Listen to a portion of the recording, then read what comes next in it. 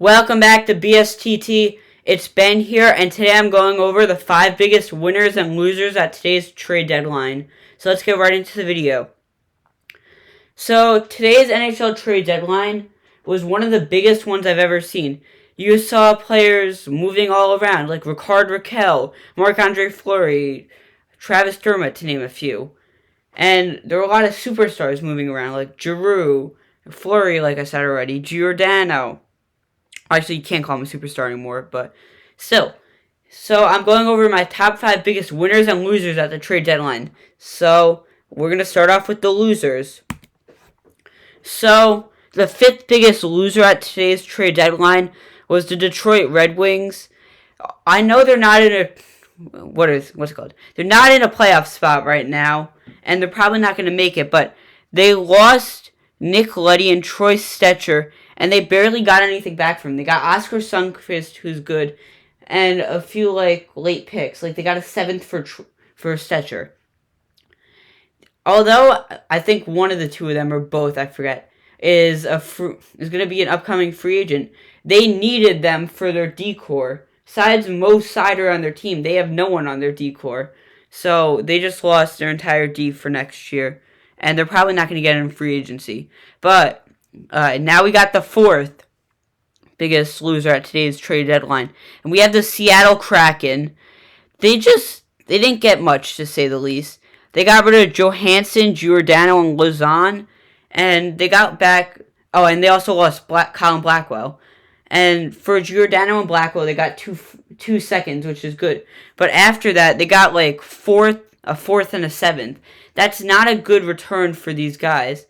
And they also lost Mason Appleton. But in all fairness, they saw this coming, to say the least. They did a terrible job at the expansion draft. They didn't know if they wanted to go to win now mode or for the future, so they did half and half, which doesn't work. And now they're paying the consequences, and they're not getting that much for their players. The 3rd biggest loser at today's trade deadline was the Kings. The Kings are currently 2nd in the Pacific Division, and all they did was they brought in Troy Stecher for not that much money, for a 7th round pick. That's a great move, but they didn't capitalize on it. They're going to lose in the 1st round. And they might not even be the 2 seed anymore because the Oilers came up clutch this year. It's, to say the least, they lost out. They lost a lot. They missed out on an opportunity. They could have went for someone like Giroux, or they could have went for someone like Kopp, or anyone. They need players. Their team's not that good. They're in a weaker Pacific Division, which is why they're in. And they could have done something well. They could have went for a goalie.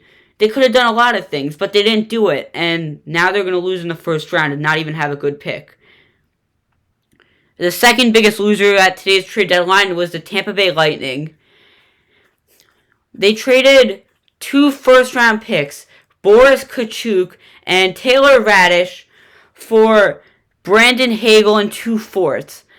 Brandon Hagel, this is the 1st year we've ever seen something good out of him. And although I've been saying he's going to be a good player, he was not worth 2 firsts. Even though he has multiple years left on his contract, it's not worth 2 first-round picks for someone that's playing bottom 6 minutes.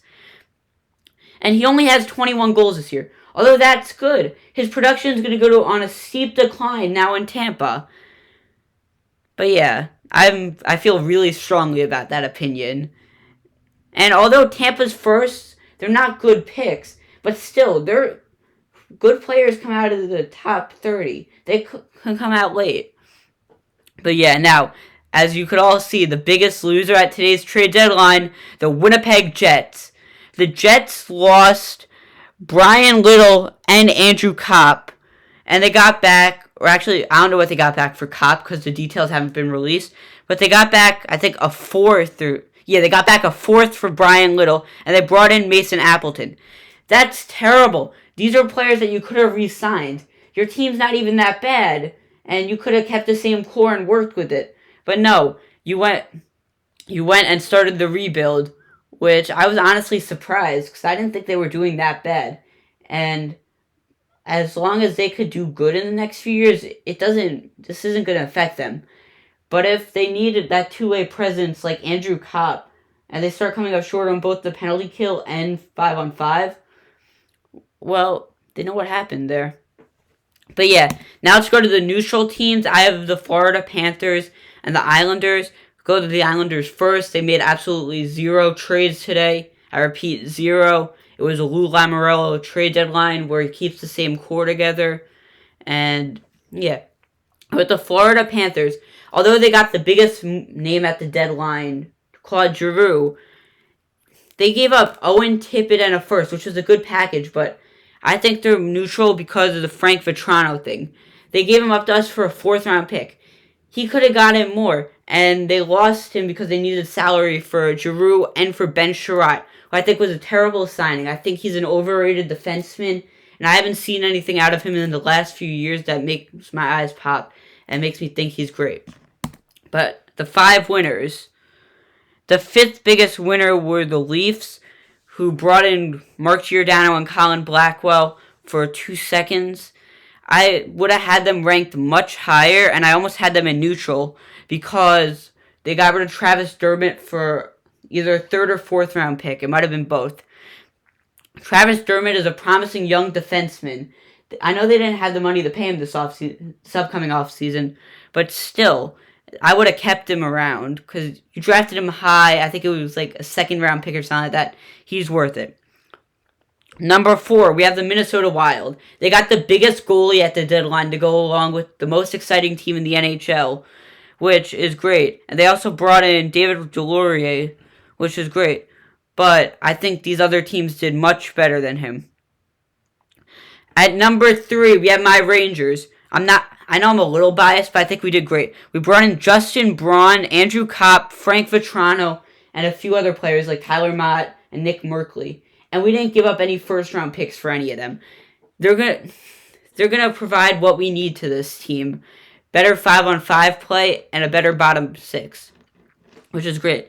But none of them compare to the top 2. Chicago. This is a team that's not close to the playoffs, so they were smart. They got 2 1st-round picks.